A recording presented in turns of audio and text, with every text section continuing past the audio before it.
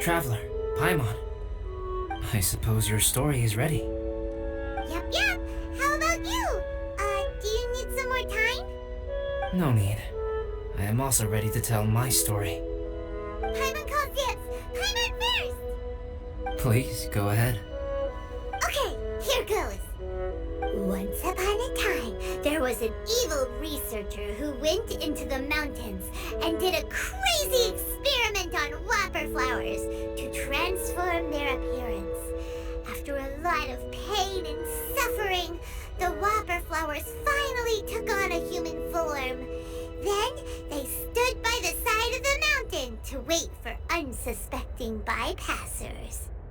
To whoever spoke to them, they would ask some questions such as, "Who am I? Who are you?" If the bypasser got the wrong answer, the last sound they'd make would be a yelp before the whopper flower ate them alive in one bite. Ooh, truly frightening. What the? You two aren't scared at all! Don't go nitpicking, okay? If you didn't like the story, go write your own!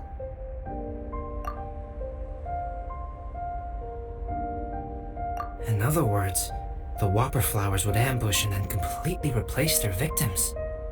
And then what? Go back to where the person lives? Enter their home? Eat their whole family? Ah! Paimon made up this story, but now Paimon's the one who's scared by it. It's a good story. May I write it down? I may bring it up in future conversations. What for? Just to scare people with? Yes. You've got a real mean streak, Albedo. Mine is a little longer than yours. It starts with an alchemist. A great alchemist once created Subject 1. Subject 1 was her proudest achievement, and successfully blended into human society. No one ever would have thought that this friend of theirs was in fact a synthetic human. However, unbeknownst to Subject 1, the alchemist had tried the same experiment many times before he had come into being. Some of the rejects from failed experiments had been discarded, but had not died. Subject 2 was one such failed experiment. He was swallowed by a great dragon that came to rest upon a snow-swept mountain. Many years later, he was resurrected by the dragon's mysterious power. He saw all kinds of people on the mountain, including Subject 1, who had somehow miraculously blended in among them. Never in Subject 2's wildest imagination had he thought it possible for experimental life forms such as they to deceive everyone so successfully. He saw the way humans accepted Subject 1 as a friend, witnessed their affection as they addressed him by name. This was what Subject 2 wanted. Now, all that Subject 2 desired was to replace Subject 1 and take the joy of his existence for himself. This is giving Paimon the chills. So scary. Subject 2 began to unfold his plan. He stole Subject 1's books and notes and studied all that Subject 1 had learned from the alchemist. Subject 2 was highly intelligent, and he learned quickly. He changed his face into an exact replica of Subject 1's face. Then, he found a plant with mimicry capabilities and transformed it using dragon blood and alchemy. And so, not only did Subject 2 transform his own appearance to perfectly match that of Subject 1, he also created a third entity, Subject 3. What? There's 3 But Subject 2 wanted to become a perfected human. So, he erased a mark on both his and Subject 3's necks. For these marks were symbols of imperfection. In my view, it was probably a subconscious act, an instinct.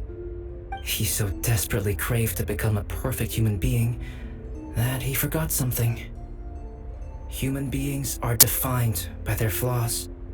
Subject 2's plan was meticulously crafted. Subject 3 would draw Subject 1's attention. After Subject 1 disposed of Subject 3, he would assume the threat had now disappeared and would let his guard down.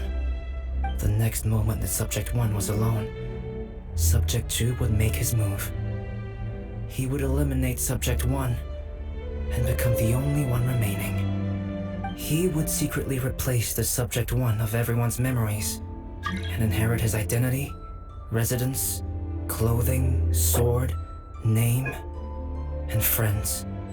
People would have no idea that the individual they knew had become somebody else from one day to the next.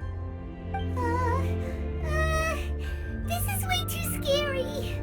Paimon's never gonna be able to trust anyone again. But just before Subject 2 could carry out his plan, a unique stranger entered the mix. Subject 2 tried to make contact with this person, but found that they could somehow sense he was different from Subject 1. What's wrong? Are you scared? What happened then? What happened to the stranger? He became a new stage in Subject 2's plan. One more person that Subject 2 had to dispose of. It's as if there were 3 identical roses in a garden. Only one of the 3 was a fine specimen, while the other 2 were defective specimens that bore poisonous thorns. In all the world, only the gardener who tended to them could tell which was the good specimen. People do not like poisonous plants. Only a perfect rose can fetch a high price. If the inferior specimens wanted to conceal the fact of their worthlessness, they would have to take the gardener out of the picture, using their poisonous thorns. This is exactly what Subject 2 was thinking. So, he hid in the shadows and waited patiently. Maybe soon, he would get his chance to become truly human.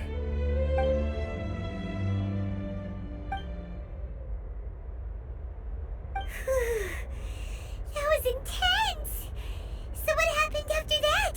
Did Subject 2's plan succeed? Paimon can't bear thinking about it.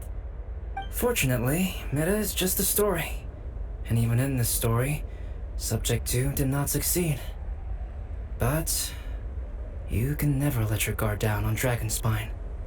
Monsters mutated with Durin's power and blood are also creatures of Rhine-Daughter, just like me. You must beware of all such creatures. I'm glad to hear that. It's okay. I know what I am. You and I are both different, so there is no need for me to hide the truth from you. The only thing is that sometimes, when I think about how mighty the power of alchemy is, I feel so small. As beings who set foot in this world, how arrogant are we in desiring to control our destiny and in desiring to create? Is creation an arrogant act, traveler? If not, why do we call the ones that created us and control us gods? If it is, then what qualifies us to call ourselves creators? How far must we take our reverence and respect, and what purpose does it serve? Nothing special, but whenever I think about it, I feel a twinge of grief. Poor Albedo. Hello? Traveler, are you here?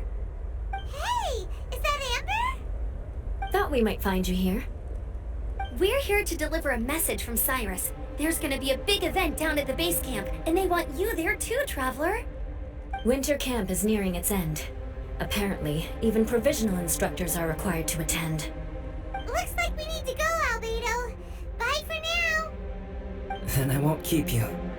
I have some things to attend to here, so forgive me for not seeing you down. Don't worry about it. There have been no issues getting up and down the mountain recently. Is everyone ready? Let's not keep them waiting.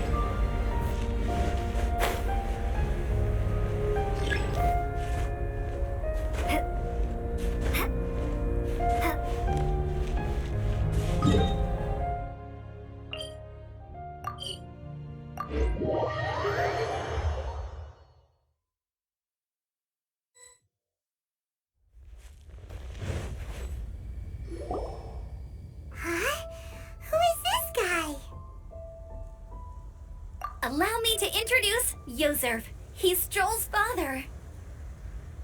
Dad, this is that traveler I was telling you about. The traveler's helped me out loads in the past, and this time we even built a snowman together. Joel has told me everything about you. I can't thank you enough. Wow, this is amazing! Wait a second. Why is Cyrus discreetly wiping tears away? And what is Pallet doing here? Pallet is the hero of the hour this time. Go on, Pallet. Tell us what happened in your own words. Okay. The weather was fine on that fateful day, and I had a feeling that Lady Luck was smiling down on me. So I trusted my gut and set off to explore somewhere new, somewhere dangerous. Because where there is great danger, there is also great treasure. Why does this sound so hard to believe? But I had only been away from the group for a short while when I fell down a slope and just started rolling. Uh-oh. Did my bad luck rub off on him when we ran into each other on the mountain? The place I fell to was somewhere I didn't recognize, and I'd sustained a few injuries. I remember thinking to myself, this is the worst luck I've ever had in my whole life. Then I met Voyageuse. He'd heard the sound of me falling and came out to see what was going on. Huh? Wow, so it was completely by chance then. I thought he must have been someone from the Adventurers Guild here for the event, but after a few words of conversation, it was clear that he was having memory problems. He didn't even know his own name. The temperature was freezing, and there was no time to deal with all that there and then, so I convinced him to come back to the camp with me and figure everything else out after we got there.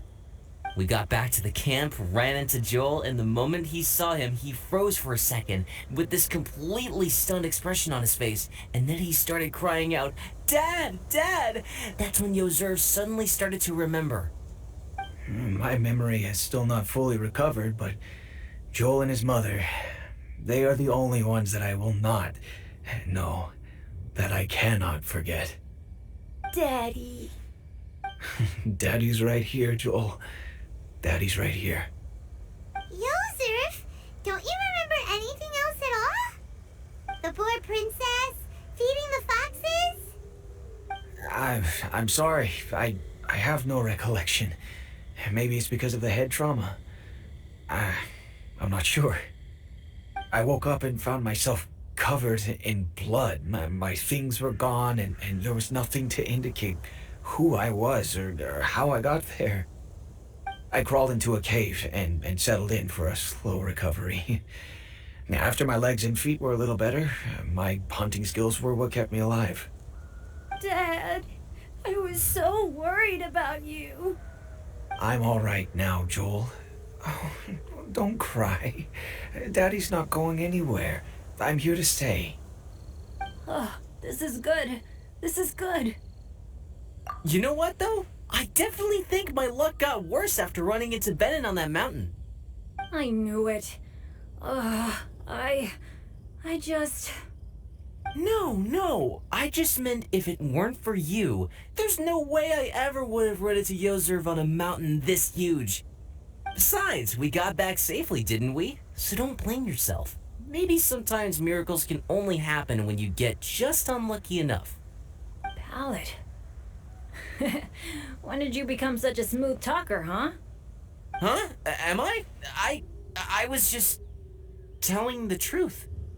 Oh yeah, I want to say thank you to the Traveler, Uncle Cyrus, Auntie Eula, and Auntie Amber. Thanks everyone. You all helped look after me, and I will always remember it. But I guess I can't take the snowman with me, or it'll melt once it leaves Dragonspine. It's such a shame.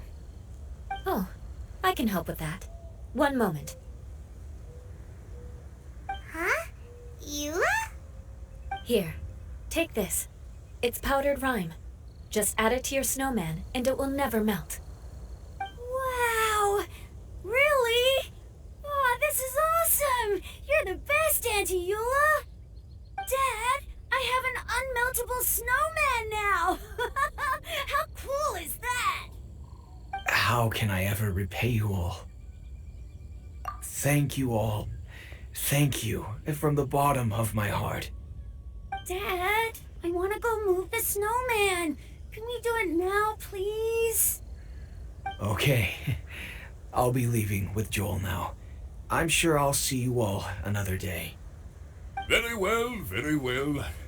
It's time for Pallet and I to have another discussion concerning his breaches of adventurer discipline. Huh? But Cyrus, I think I kind of made up for my mistakes this time, you know? See you guys!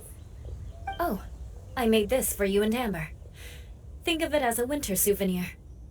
Aw, are you sure? This must be really important to you. Come on now, just take it. No need to make such a fuss. Wow! Now our snowman won't melt either! Great! You're welcome. Just keep it. That's all I ask. Amber and I have some business to attend to now. See you later. See you! Everyone's gone. Seems like they've all got their own stuff to do now. Oh!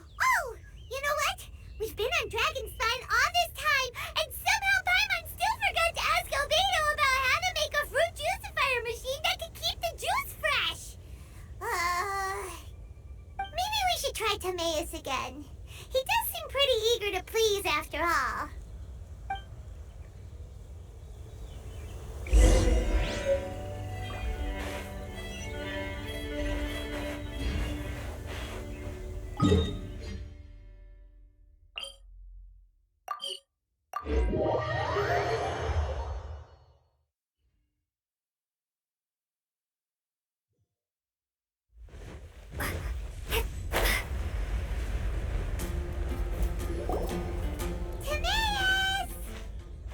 Traveler and Paimon, what can I do for you?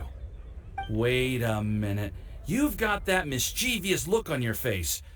Oh, you're not still thinking about that ridiculous juicer thing, are you? Timaeus, will you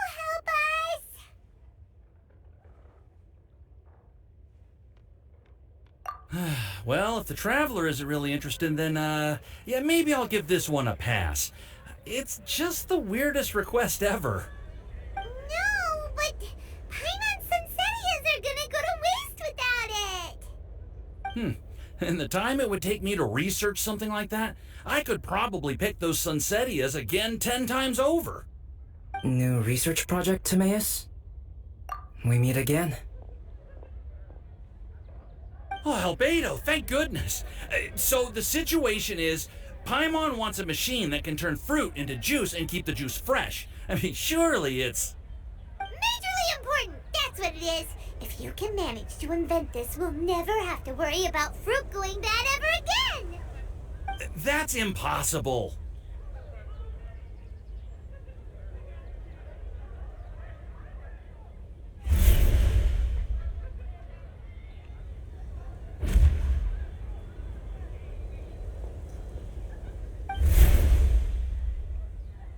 Turning fruit into juice is not hard, but keeping it fresh is more difficult.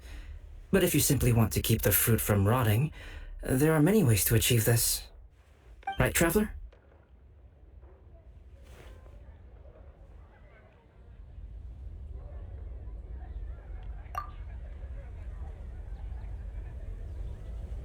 What about his neck? What's wrong? Is there something on my neck? From the look on your face, it's as if you thought I just played a practical joke on you that was in exceedingly poor taste. Albedo, you were saying, how do you stop fruit from going bad? Well, one way would be to bury your fruit on Dragonspine, where the snow never melts all year round. But then Paimon won't be able to eat them! You could always live on Dragonspine. No, too cold for Paimon. Or you can give the fruit to me, and I would take it to Dragonspine for you. But since you don't like the cold, you'd have to send someone else to pick them up when you want them. This is where you come in, Traveler. Suddenly sounds a lot more feasible with other people doing all the work. Okay then, shall we go with that idea? Fruit buried on Dragonspine will stay fresh for much longer. However, it is also possible that the fruit will sprout and grow into fruit trees. Who knows?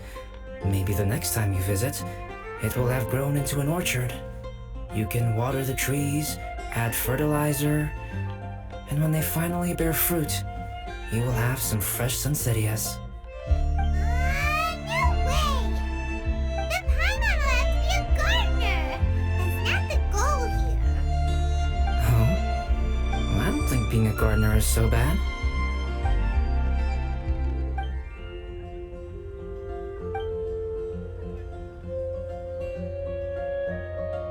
Albedo, stop trying to get your hands on Paimon's super sweet sunsettias.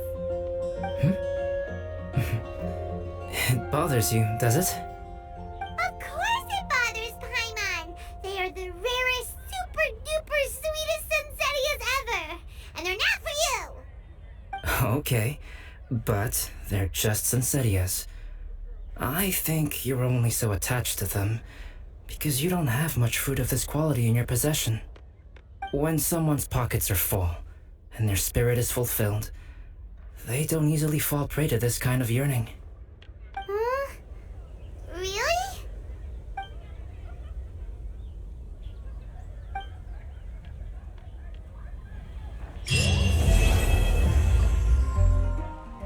Welcome. How can I help you?